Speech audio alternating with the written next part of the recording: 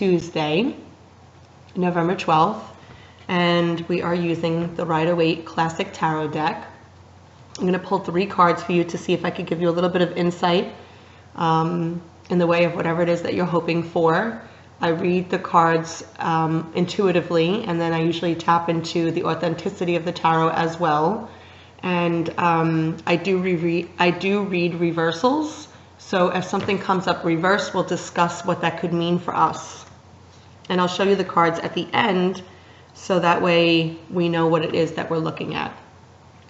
So the first card I pulled this evening is the Ace of Wands, and the Ace of Wands is all about connecting to Spirit to assist you in knowing what your next move is going to be, what your next step will be.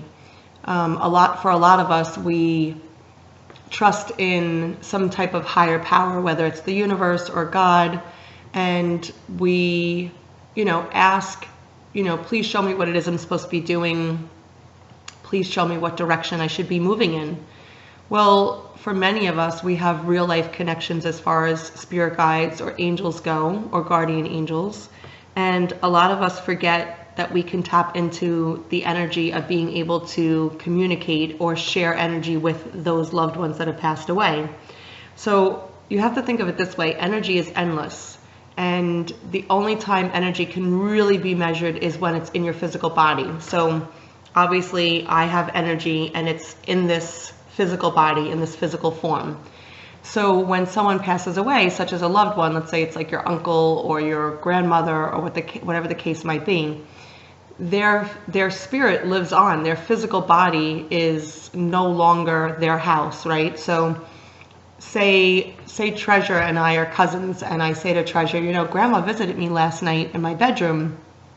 Treasure might say to me, well, hold up, Grandma was visiting me at my house. How could she have been visiting you at your house? Well, because that energy is no longer being housed by this physical body and it's endless, it's immeasurable. So it can be that we both get a visit from our grandmother on the same night, just moments apart. So Spirit will always be there for you to kind of be a connection, be a vessel for you to be able to tap into energies higher than yourself. More often than usual, it's tapping into our higher self. A lot of people don't realize that we can actually tap into the higher consciousness that exists within. And your higher self usually knows most of the time what to do. A lot of people call that like your intuition kicks in. It's really your higher self knows the answers. So like if you've ever been in a relationship that's not working for you, and this person in this physical body is like, but I love him or her, and I just want to be with him or her, and I know we're supposed to be in each other's lives, and your higher self is telling your regular self like, this relationship is no good for you, and you got to cut this one loose. But your stubborn self is like, no, this is the one for me, I just know it. And your higher self is like, no, this is not your soulmate, this is not your twin flame, this is not who you're supposed to be with. So when we have a guardian angel or a loved one who has passed over or crossed over, we can tap into their energy because we have a more direct connection with them than we do, let's say, a belief of like having an angel around you. If you don't know or you don't fully believe that these angels are around you, you may have a more difficult time connecting to their energy than you praying to your grandmother at night or your father at night or your uncle at night, right? So this card is affirming that it's time for you to ask your guides and your ascended loved ones for guidance into which direction you're supposed to be moving in, because chances are they'll be able to connect with you on a more cognitive level, and you'll be able to kind of trust your intuition and trust that insight and that guidance a little bit more than just praying to something that maybe you're not 100% sure of what your belief system really is in that, okay? I know for me, when my father passed away, I was getting such strong signs, and sometimes I think to myself, I wonder why I don't pray to him so much anymore. I don't know if it's just like maybe being lazy, or maybe because I feel such a strong connection to my universe, my guides, my gods, my angels. I don't know what it is, but sometimes when it's about like a relationship, I'll mostly pray to my dad, because I think we tend to find the good qualities in the ones that we love similar to those same good qualities in the ones that you loved in your life, like the way you were raised, right? So usually when it has to do with like a relationship, a love interest, I'll pray to my dad. But if it's anything else in life, I'll usually pray to like a God or a master or an archangel. Like Archangel Michael is my go-to guy. But this is not about me. This is about you. This is about your spirit guides asking you to pray to them, to ask them for assistance into what direction you should be moving in. You know, what is my life supposed to be like in a year from now? What is my life supposed to be in 6 months from now? What is my life supposed to be like tomorrow when I wake up? Pray to your loved ones to be there for you, to show you, to assist you on this journey, which step you should be taking next. And the second card that we pulled up is the King of Wands. So far we pulled the Ace and the King. And the King of Wands is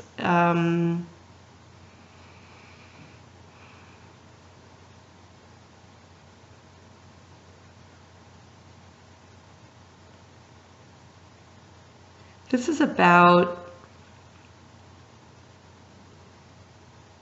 creating a different lifestyle from something that you're used to having. So maybe your lifestyle or the map of your life has always been one image, one perspective. And now you're being forced to think differently, maneuver differently, set out on a new trail, a new terrain. This is about remembering who you are as you begin to step into this new role or this new picture of what your life is going to be like. It feels like it's almost forced upon us that this change needs to occur. And it's very different from the way your lifestyle has been. It's a completely different lifestyle. So let's say that you are a person who, I'll just make an example, used to go to the gym all the time, and now for some reason that is not going to be your outlet. Maybe now, I don't know, not to be silly, but maybe now you're doing aerobics and you're like, God, I never thought I'd do aerobics. I'm such a gym person. Like, it just makes me feel like the lifestyle that you've been living and the lifestyle that's coming for you is going to be very, very different. And you have to be mindful about taking the truth of who you are with you into this new picture and implementing some of those good qualities that you bring with you into this new lifestyle, because other people who aren't used to having you in this new lifestyle, in this new role, in this new position, are also not going to be used to the kind of person that you are. So maybe, for example, you're a big city person and you move to a very small town and you have this big city lifestyle and you're bigger than yourself and larger than life, and you move to this very quiet town, and you have to change your lifestyle, but you're also around these people that aren't used to someone of your caliber. So now ultimately they're changing their lifestyle to fit into your life. So take with you, and that's just an example about maybe moving, take with you some of your most truthful components of who you are as a person. So if you are a person who was larger than life and you move to this small town and you show up in like black leather pants and a black leather coat, and they're like in Laura Ingalls clothes from like Little House on the Prairie with the long skirts and the ruffly white shirt, don't just change your clothing to fit into this mold and this cookie cutter lifestyle. You know, bring your truth of who you are and stay strong in your convictions in this new role that you're going to be taking on in this new lifestyle.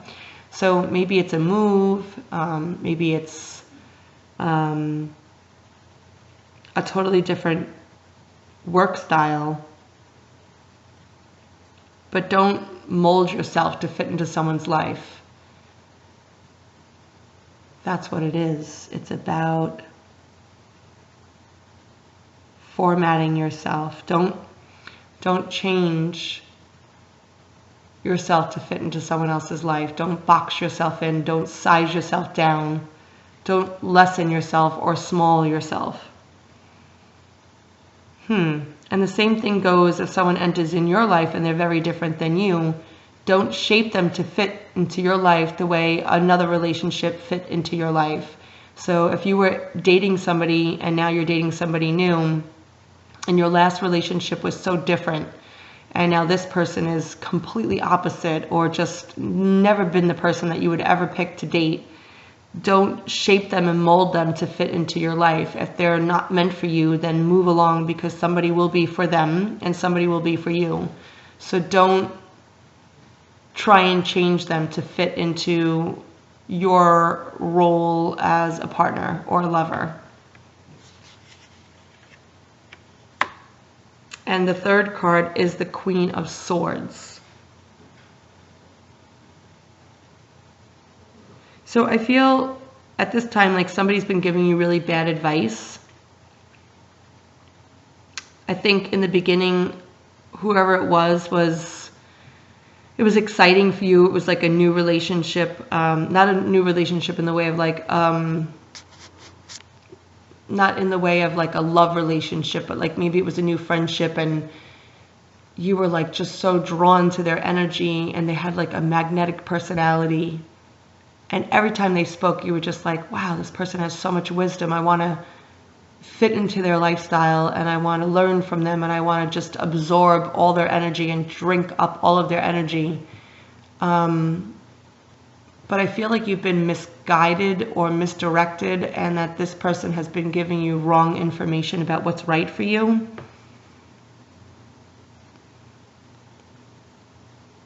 I feel like their energy is very choppy. Like what they say they want to do in life and what they actually do in life are two different things.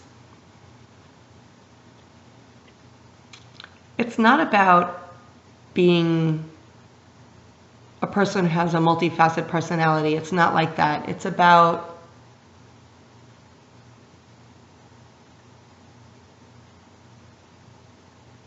their intention. Like how pure is their intention?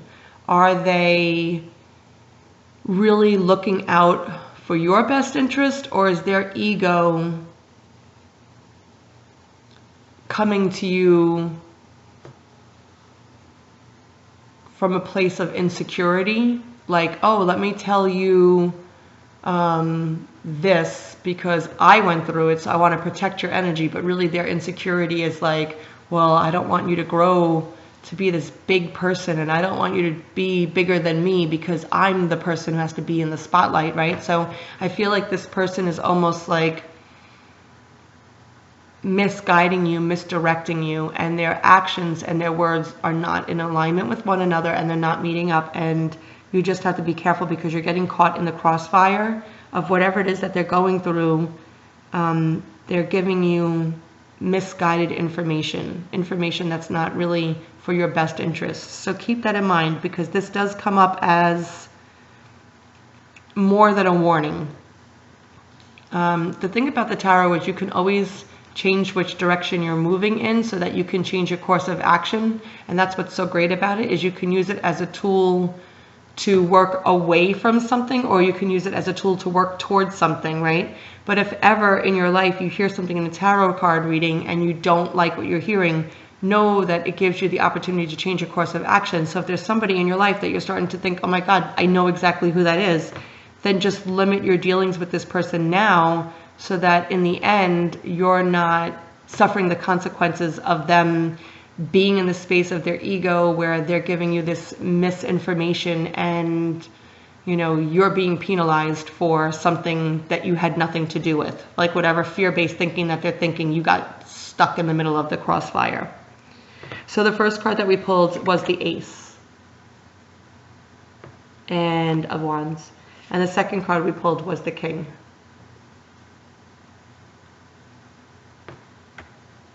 And the third card we pulled was the Queen of Swords in reverse. So typically in the way of the tarot, how I see the Ace is like new beginnings. So this new beginning, like in the literal sense, could be that you're starting to trust your connection to your loved ones that have passed away. The king for me in the way of the tarot has always been a leader, someone we look up to. And the queen has always been somebody who really runs the household or the kingdom, right? And to me, the queen has always been a stronger influence in the tarot than the king. But the queen came up reversed. So this is someone with a strong personality that's trying to dictate to you how things should be going. And I'm saying use that as a warning sign. And the King of Wands is more so you finding your strength and you finding your role as the dictator, where you're not allowing your lack of trust in the knowing, in the now, to live in this indecision about which way you should be moving. Right? Does that make sense? I hope that makes sense. Sometimes what I'm hearing in my head and what my words are saying, I look back sometimes at the videos later and I'm like, that's not at all what I was trying to say. It's like when you have a friend who gives you really good advice and they're like, you know what I mean? And you're thinking to yourself, I hope I know what you mean. Because, you know, they ultimately know exactly what's going on inside their head. And it's so hard for us to catch up to all those little tender thoughts. But this is really about what's my next move going to be? As my friend says, what's my next course of action? So what is your next move going to be, right? You logged on, you hopped on, maybe you resonate with this reading. Maybe you're unsure of exactly, you know, how you happen to step into the reading right at the right time when you needed to hear something.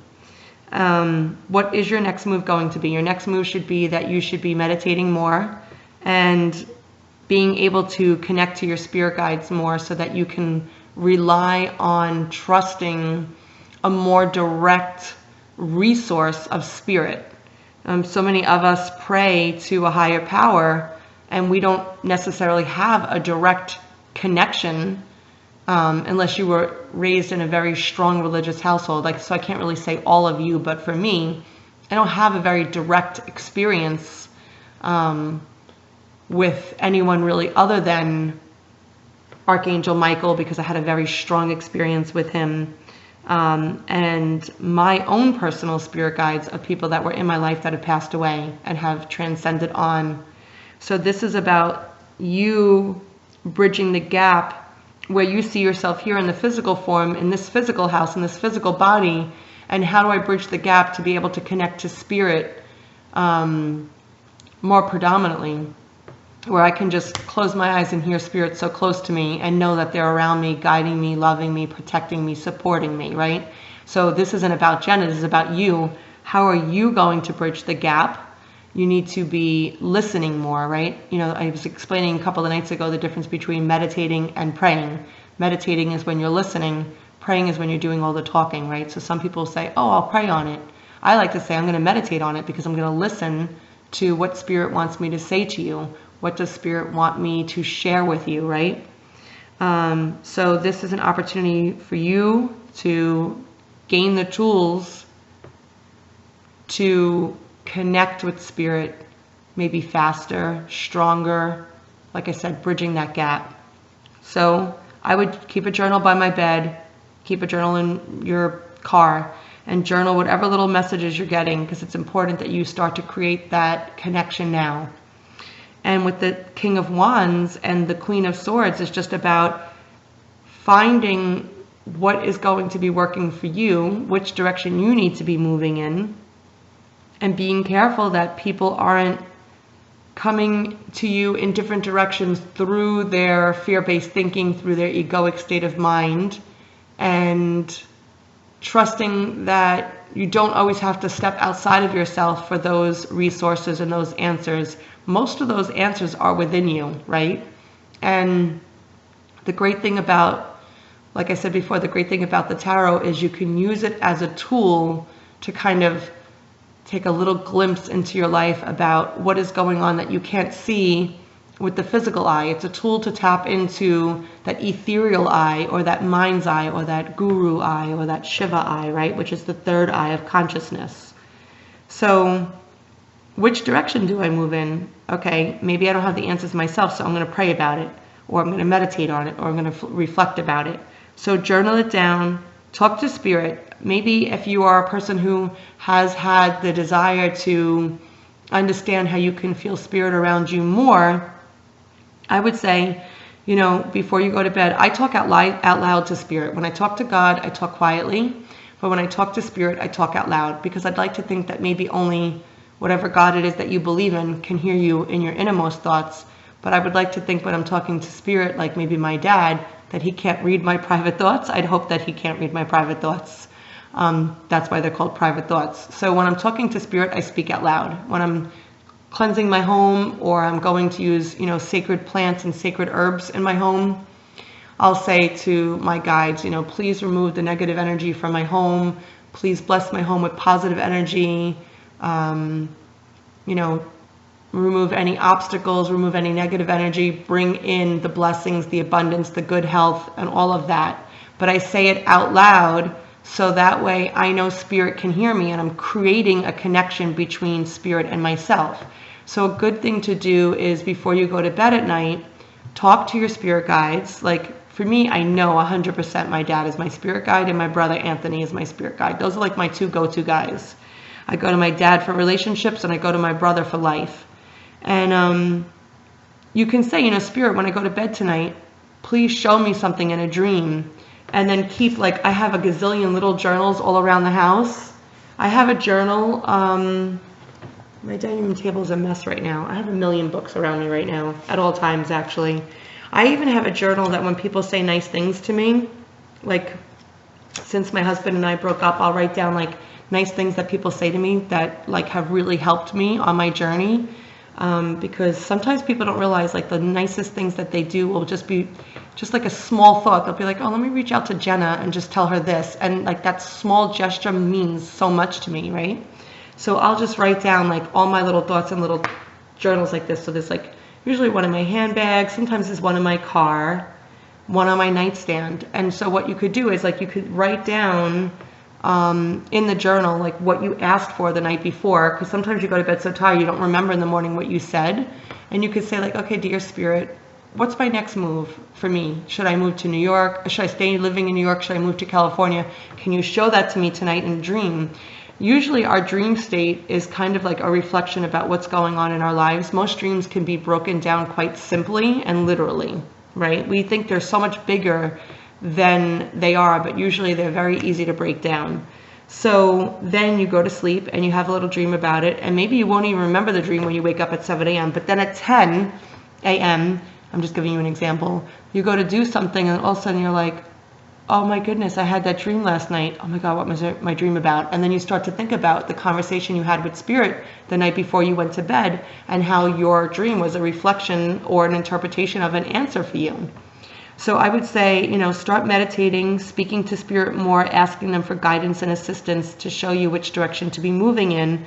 And then don't be afraid to trust your intuition. You don't always have to step outside of yourself and trust everyone outside of yourself. Usually those answers are deep within. It's your gut, it's your higher consciousness, it's tapping into your higher self. Usually your higher self will admit the truth to you before your own literal self will.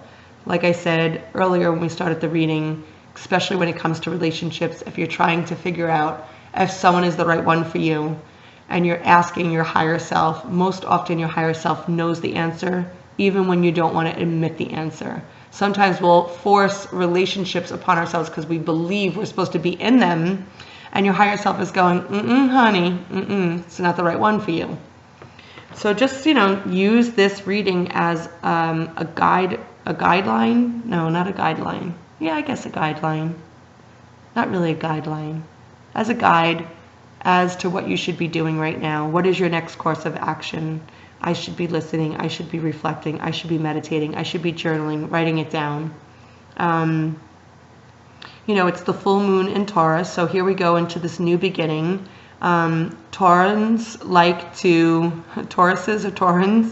like to do things creatively and slowly. They're not extremely fast. They articulate how things are going to be done through creativity. So don't be surprised if you suddenly start tapping into all of this creative energy around you. And don't be surprised if things take you a little bit longer. I don't know about you guys, but today seemed like it was about 36 hours long. I woke up tired, I stayed tired, and I'm still tired. So I think that just goes to show you that since the full moon arrived at 35 minutes past the hour this morning, from that moment until now, I think these, 12 or 13 hours since the full moon came has felt like a day and a half for me. Quite possibly 2 days. But that is the energy of, a Taurus. Just very slow and very creative. So, yeah. So that's really it.